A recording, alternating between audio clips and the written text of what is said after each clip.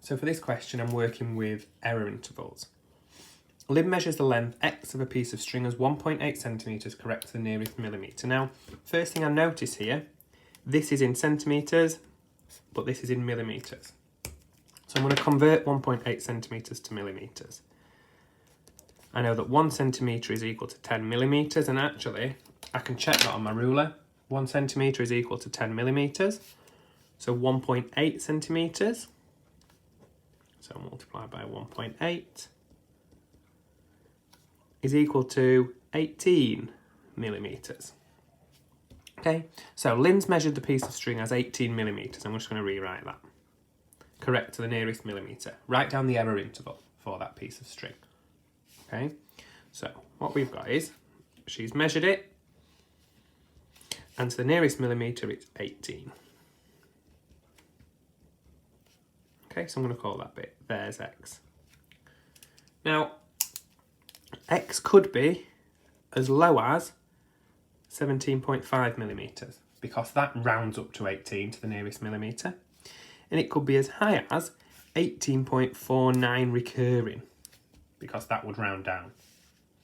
So what I can say is that x, the value of the string, could be greater than or equal to 17.5 millimetres, but it's got to be less than 18.5, because 18.5 in itself would round up, but anything less than 18.5 or between 17.5 and 18.5 would round down.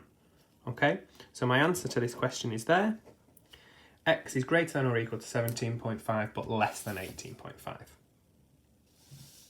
Second part here, Sally used her calculator to work out the value of a number y.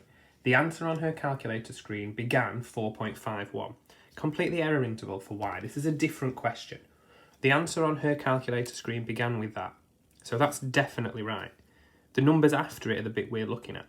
Okay, this is called truncation, because what's happened is there's numbers after it and we've just stopped it. She's not rounding anyway, she's just deleted all those numbers afterwards. The smallest numbers that could come afterwards are all zeros. So the smallest number that y could be is 4.51. And loads of zeros after, but we don't need to write those. The largest number it could be would be 4.5199999 recurring. Okay, rather than writing that out, because we've got this, y could be equal to that. Okay, but it could be anything less than 4.52.